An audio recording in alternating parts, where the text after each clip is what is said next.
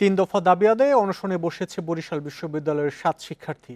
বিশ্ববিদ্যালয়ের অবকাঠামো উন্নয়ন, জমি অধিগ্রহণ ও পরিবহন সংকট নিরসনের দাবিতে গত রাত ১০টা থেকে বিশ্ববিদ্যালয়ের একাডেমিক ভবন চত্বরে অনশন শুরু করেন তারা।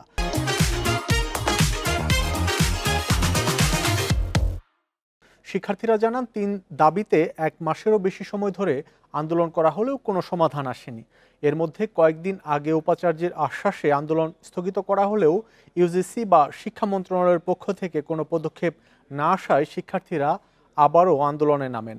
দাবি আদায় না হওয়া পর্যন্ত অনশন চালিয়ে যাবেন বলেও জানান তারা। এদিকে বিশ্ববিদ্যালয়ের পক্ষ থেকে দাবি পূরণে সর্বোচ্চ চেষ্টা চলছে উল্লেখ করে আন্দোলন থেকে সরে আসার আহ্বান উপাচার্যের। এই জনভোগান্তির কথা মাথায় রেখে আমরা আমাদের যে রোড ব্লকেট কর্মসূচি থেকে সরে এসেছি। আমরা আমাদের বিশ্ববিদ্যালয়ের অভ্যন্তরে আমরা আমাদের অনশন কর্মসূচিতে আমরা নেমেছি। ১ মাসের বেশি আন্দোলন হওয়ার পরেও সরকারের টনক নড়ছে না, তো তখন আসলে আমরা ঠিক করলাম আমরা অনশনে যাব, এবং অনশন হচ্ছে একটা আন্দোলনের একদম সর্বশেষ পর্যায়ে। অবকাঠামোর যে দাবি আছে এটা আমাদের পিডি নিয়োগ মোটামুটি হয়ে গেছে, খুব শীঘ্রই কাজ দৃশ্যমান হবে। আর বাসের ব্যাপারে, পরিবহনের ব্যাপারে বলবো যে একটা পরিবহন অলরেডি আমাদের পরিবহন পুলে সংযুক্ত হয়েছে।